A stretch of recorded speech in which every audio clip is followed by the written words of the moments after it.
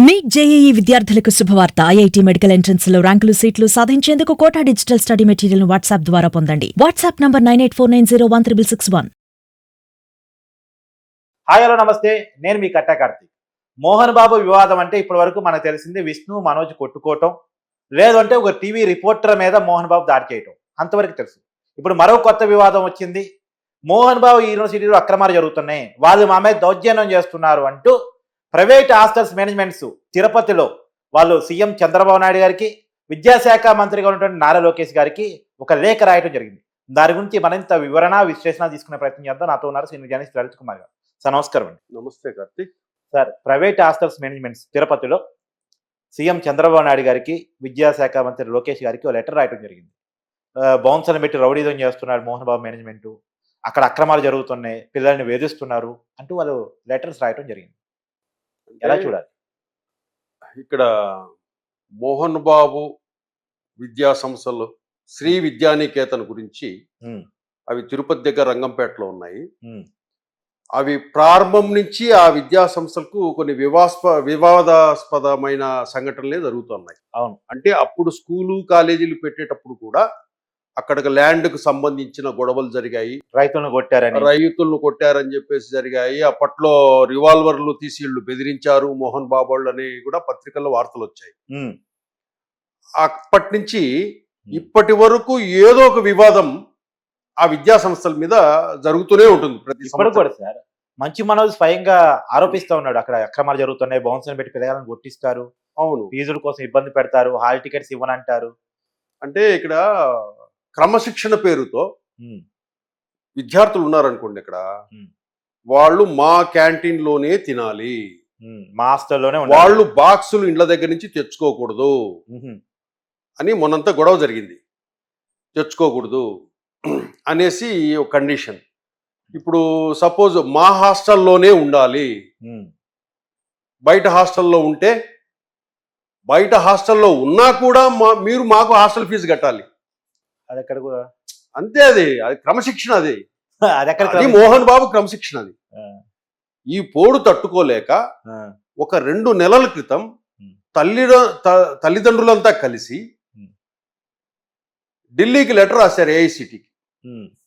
అయ్యా, ఈ విద్యా సంస్థలు ఈ విధంగా జరుగుతున్నాయి అని చెప్పేసి.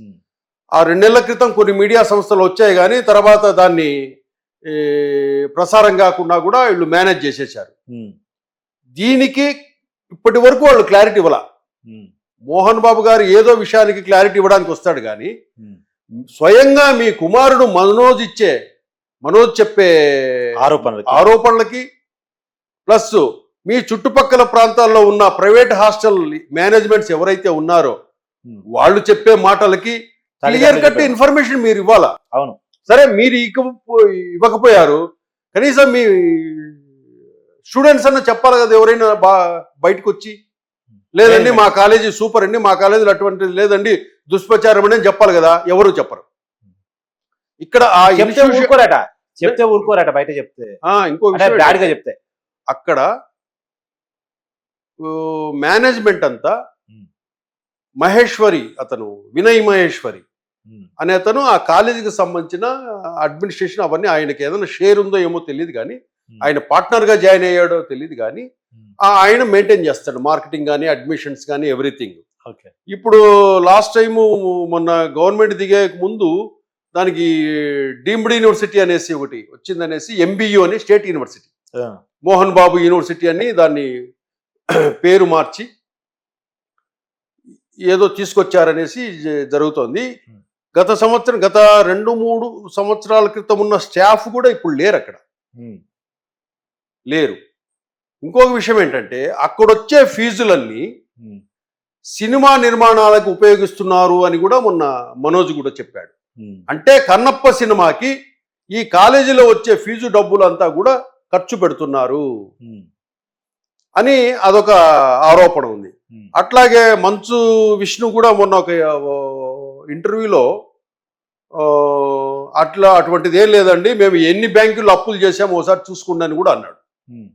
అంటే ఈ వ్యవహారం అంతా ఎట్లా ఉందంటే ఆ ఇన్స్టిట్యూషన్లో క్రమశిక్షణ పేరుతో ఏం జరుగుతుంది, ఈ ప్రైవేట్ మేనేజ్మెంట్స్ బయట వాళ్ళు, నువ్వు బెదిరించే హక్కు లేదు నీకు. అవును. నీకు రోడ్డు మీద ఉన్నంత వరకు, నీ పరిధిలో ఉన్నంత వరకు నువ్వు బాస్. అంతే. ఎవడైతే బయట ఉంటాడో వాడికి వాడు బాస్. అంతే.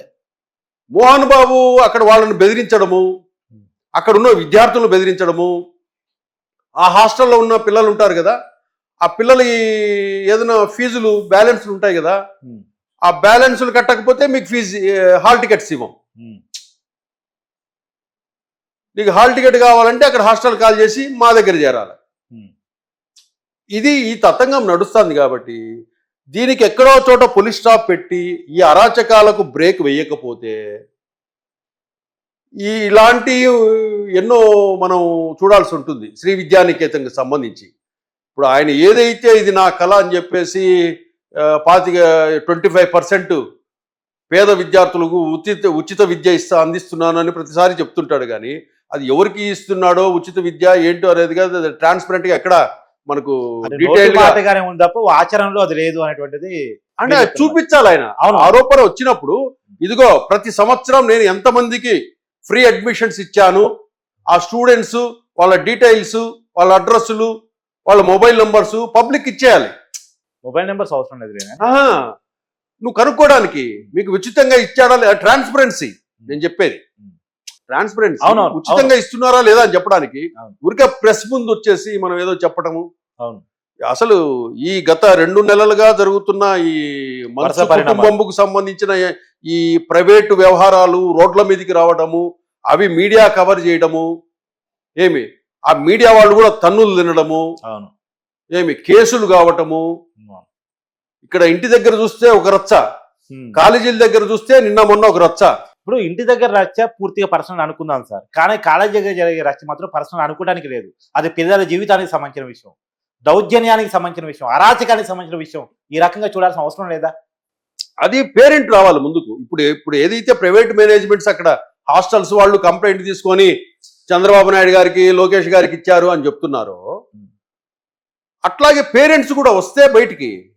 అంటే పేరెంట్స్ పిల్లగాళ్ళు కొంత భయం ఉంటది, ఎందుకంటే ఎడ్యుకేషన్ సగంలో ఉంటది కాబట్టి. ఉండొచ్చు, ఎందుకంటే వాళ్ళను 4th ఇయర్ లో ప్రాక్టికల్ మార్క్స్ తగ్గిస్తారనో ల్యాబ్ మార్క్స్ తగ్గిస్తారనో సహజంగా భయపడతారు, అది వాస్తవమే. కాకపోతే కొంతమంది పేరెంట్స్ గతంలో మొన్న లెటర్ కూడా రాశారు ఢిల్లీ. అది కొంతమంది అయితే విచారించాలి. కానీ ఈ చంద్రబాబు నాయుడు గారు లోకేష్ గారు చర్యలు తీసుకుంటారా అనేది మనం ఎక్స్పెక్ట్ చేయలేం. అది ముఖ్యం మనకు. ఇమ్మీడియట్ గా దాని మీద ఒక కమిటీ వేయాల. ఊరికే లెటర్ ఇచ్చారండి, ఫిర్యాదు చేశారు చంద్రబాబు నాయుడుకి లోకేష్ కంటే అక్కడి వరకే తెలుస్తుంది. కానీ లోకేష్ ఏం చర్యలు తీసుకున్నాడు దాని మీద అని చెప్పలా.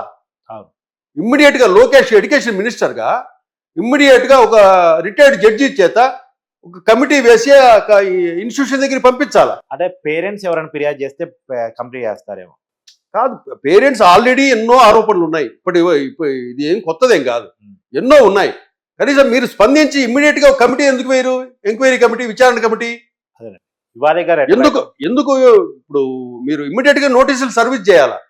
అసలు ఏం జరుగుతుంది? ఇప్పుడు కలెక్టర్ ఏదో హామీ ఇచ్చాడట ప్రైవేట్ హాస్టల్ మేనేజ్మెంట్స్, నేను అనుకుంటా విషయం మొత్తాన్ని అని చెప్పేసి ఆ జిల్లా కలెక్టర్. అదంతా ట్రాష్ అండి. అందరికీ అన్నీ తెలుసు. అక్కడ జరిగే దందా కలెక్టర్లకు తెలుసు, అక్కడ లోకల్ ఎమ్మెల్యేకి తెలుసు. పులివర్తి నానికి తెలియదా అక్కడ జరిగేటి అన్నీ? తెలుసు. కాకపోతే ఒకే కులమనో బంధుత్వమనో దాన్ని మసిపూసి మారేడుకాయ చేసి పూసి పెడతారు. ట్రాన్స్పరెన్సీ చూపించుకోవాలంటే నారా లోకేష్ కానీ చంద్రబాబు నాయుడు గారు కానీ ఇమ్మీడియట్ గా ఒక కమిటీని ఇమ్మీడియట్ పంపించాలి క్యాంపస్లోకి. పిల్లలతో మాట్లాడించాలి, పేరెంట్స్ తో మాట్లాడించాలి. ఆ పేరెంట్స్ యొక్క వాళ్ళ దగ్గర ఉన్న డేటా అంతా తీసుకోవాలి గవర్నమెంట్. పేరెంట్స్కి ఫోన్ చేసి కనుక్కోవాలి, మీకు ఏమైనా ప్రాబ్లమ్స్ ఉన్నాయా, ఏమైనా ఇబ్బందులు ఉన్నాయా ఇన్స్టిట్యూషన్లో అని పిల్లలతో మాట్లాడాలి. వీళ్ళు మాట్లాడి మీరు కేసులు ఏదైనా కట్టాలంటే కేసులు కట్టాలి. అది మనకు కావాల్సింది. కానీ లెటర్ ఇచ్చేంత వరకే కనపడతాయి కానీ మనకు మీడియాలో ఆ లెటర్ మీద మినిస్టర్ గారి స్పందన, ముఖ్యమంత్రి గారి స్పందన మాత్రం కనపడదు. ఇవాళ లెటర్ ఇచ్చి చూద్దాం, రాబోయే కాలం ప్రభుత్వం చూద్దాము. మళ్ళీ దీన్ని ఏం విచారణ చేస్తారో చూద్దాము. కలెక్టర్ ఏం నివేదిక ఇస్తాడో చూద్దాము. మీరు కూడా ఈరోజు కనుక్కుంటామన్నారు కదా, ఈ రోజు మీరు కూడా కలెక్టర్, చిత్తూరు జిల్లా కలెక్టర్ సాయంత్రానికి కనుక్కోండి. సాయంత్రానికి ఏం చర్యలు తీసుకున్నారు కనుక్కోండి. అది కావాలి మనకు రిజల్ట్స్. ఓన్లీ ఇక్కడ ఇన్పుట్స్ వస్తున్నాయి తప్పితే గవర్నమెంట్ కు వీళ్ళ నుంచి అవుట్పుట్ రావటంలా. అవుట్పుట్ రావాలి మనకు. అవుట్పుట్ వస్తేనే ఏదైనా కులమనో బంధుత్వమనో ఏమి మోహన్ బాబు విషయంలో మోహన్ అడ్డం బాబు పోవచ్చులేండి. ఎందుకంటే సాన్నిహిత్యమనో ఆ మాటకు వస్తే అతను వైసీపీ ఎంత దారుణంగా అంటే వైసీపీకి చెప్తా. మోహన్ బాబు గారి మెంటాలిటీ చెప్తా. గత ఎన్నికల్లో ఇది 2019 ఎన్నికలకు తిరుపతిలో ఆ డబ్బులు ఏదో రాలేదు అని చెప్పి పిల్లగాలతో ర్యాలీ పిల్లలతో కూర్చొని రోడ్ల మీద కూర్చొని చంద్రబాబు నాయుడిని ఓడించాలి, నాకు డబ్బులు ఇవ్వాలి, నేను సంస్థ నడుపుకోలేని చెప్పి రచ్చ చేసి తర్వాత పోయి జగన్మోహన్ రెడ్డి దగ్గర పోయి కండువా వేయించుకొని వచ్చాడా? నిన్న రూపాయి చెప్పేదినండి. నిన్న మనుషులకు సిగ్గు శరం చీము నెత్తురు మానం మర్యాద ఉంటుందో తెలియదు కానీ నాకు ఇదే మోహన్ బాబు నిన్న భోగి పండక్కి భోగి మంట కాలుస్తా కాలేజీ దగ్గర ఫ్లెక్సీ బోర్డులు ఎవరు వేసుకున్నాడు తెలుసా? మోహన్ బాబు చంద్రబాబుతో పట్టుకో ఉన్న ఫ్లెక్సీ బోర్డులో ఇచ్చుకొని ఉన్నారు. మోహన్ బాబు భోగి మంట కనపడుతా అంటే బ్యాక్గ్రౌండ్ లో పెట్టుకున్నారు దాన్ని. అంటే చంద్రబాబు నేను బాగా జిగిరి దోస్తులు అన్నట్లు సమాజాన్ని ప్రజలను తల్లిదండ్రులను మోసం చేయడానికి ఆ ఫ్లెక్సీ బోర్డులు పెడతాడు. మీరు చూడండి కావాలంటే. మోహన్ బాబు భోగి మంట వేసేటప్పుడు పక్కన విష్ణు ఉన్నాడు, బ్యాక్గ్రౌండ్ లో చంద్రబాబు నాయుడు ఫోటోలు పెట్టుకున్నాడు. ఇంకా అంతకంటే అంత నీచానికి ఎందుకు దిగజారాలా? కులమన్నా గొప్పదై ఉండాలా, నీ గుణమన్నా గొప్పదై ఉండాలా. మోహన్ బాబు క్రమశిక్షణ అంటావు, నీతి నిజాయితీ అంటావు, వైసీపీ కండువా వేయించుకొని చంద్రబాబు నాయుడు ఫోటోలు పెట్టుకోవడానికి సిగ్గుగా లేదా? సిగ్గుగా లేదా? అక్కడ ఎమ్మెల్యే ఏం చేస్తున్నాడు? అక్కడ ఎమ్మెల్యే ప్రశ్నించాలి. ఇవన్నీ మనం చెప్పేటి అక్కడ ఎమ్మెల్యే ప్రశ్నించాలి. అవునవును. ఎందుకంటే బాబు గారు స్థాయిలో ప్రశ్నించారు కాబట్టి లోకల్ ఎమ్మెల్యే ప్రశ్నించాలి. ఎట్లా పెట్టుకుంటారండి మీరు ఫ్లెక్సీ బోర్డులని? అంటే మోహన్ బాబు మెంటాలిటీని నేను చెప్తున్నా. అవును.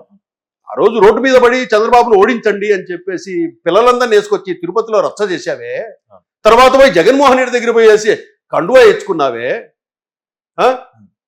ఇప్పటికీ జగన్మోహన్ రెడ్డి డబ్బులు ఇలా రియంబర్స్మెంట్ ఇవ్వలే. కానీ జగన్మోహన్ రెడ్డిని అడగడానికి భయం, ఉత్సాహ.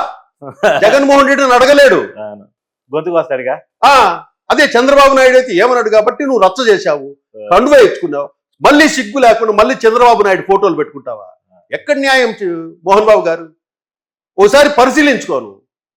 నేను చేసింది కరెక్టా తప్ప ఉంటే ఒక మాట మీద ఉండు. రెండు మాటలు ఇష్టం వచ్చినట్టు మాట మార్చడం, ఫోటోలు మార్చడం, ఫ్లెక్సీలు మార్చడం ఇది కాదు కదా. ఇది అంటే ఆయన మెంటాలిటీ చెప్తున్నా. అవునవును. మళ్ళీ చంద్రబాబు నాయుడు ఫోటోలు పెట్టుకుంటాడు. ఒకప్పుడు చంద్రబాబు నాయుడిని దుర్భాషలాడి నానా రచ్చ చేసి గబ్బు చేసినవాడు. అది మోహన్ బాబు మెంటాలిటీ. కాబట్టి నేను దాన్ని బట్టి అతని మనస్తత్వాన్ని మనం అంచనా వేయాలి. Thank you sir. Thank you sir.